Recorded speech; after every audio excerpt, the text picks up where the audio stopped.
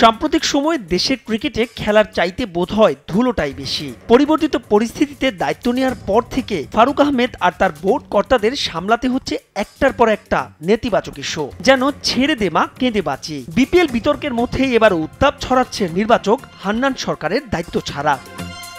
প্রায় এক দশক পর নান্নু বাশারকে নির্বাচক প্যানেল থেকে সরিয়ে দায়িত্ব দেওয়া হয় লিপু হান্নান রাজ্জাককে, কিন্তু এর এক বছর পূর্ণ না হতেই সে দায়িত্ব থেকে ইস্তফা দিয়েছেন হান্নান সরকার। বিসিবিকে ইতোমধ্যে আনুষ্ঠানিকভাবে জানিয়েছেন তার সিদ্ধান্ত। প্রশ্ন ছিল তার কাছে অভিমান থেকেই কি সরে যাওয়া। আলহামদুলিল্লাহ ক্রিকেট বোর্ড সাইড থেকে আমি যতটুকু সাপোর্ট আমার প্রত্যাশা করেছিলাম এজ এ সিলেক্টর, সেটা এজ গ্রুপ হোক ন্যাশনাল সিলেক্টর হোক, প্রতিটা জায়গায় আমি সেই সাপোর্টটা পেয়েছি এবং আমার অপিনিয়ন দেওয়ার জায়গাটা সবসময় ওপেন ছিল। ন্যাশনাল সিলেক্টর তো আসলে সারা জীবনের কোনো কাজ না, একটা সময় পর্যন্ত আমাকে সেটা করা যেতে পারে, সেটা 3 বছর 4 বছর হতে পারে, তারপরে কিন্তু আমাকে অন্য সেক্টরে মুভ অন করতে হতে পারে। তো আমি খুব হ্যাপি যে ওই জায়গায় আমি কাজ করেছি, বাট আমার ফিউচার কেরিয়ারের কথা চিন্তা করে আমাকে এই মুভ অন করতে হচ্ছে ডিফারেন্ট সেক্টরে।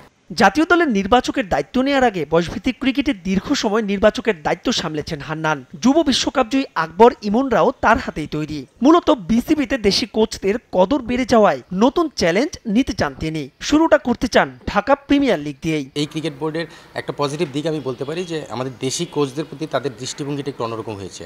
তারা দেশি কোচদের প্রতি একটা ট্রাস্ট তৈরি হয়েছে। সেই জায়গা থেকে আমার কাছে মনে হয়েছে আমিও যদি কোচিংয়ে যাই, আমি যদি ভালো কাজ করি, ক্রিকেট বোর্ড হয়তো আমার দিকেও সেভাবেই দেখবেন।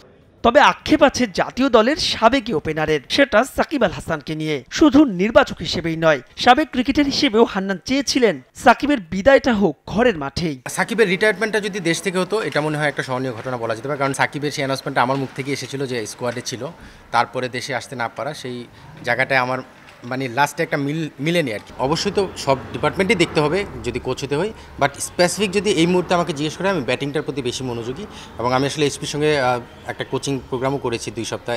এবার তো সিলেক্টর হিসেবে এসপির সঙ্গে ছিলাম, তার আগের বছরে আমি এসপির সঙ্গে 2 সপ্তাহ কিন্তু ব্যাটিং কোচ হিসেবে কাজ করেছি।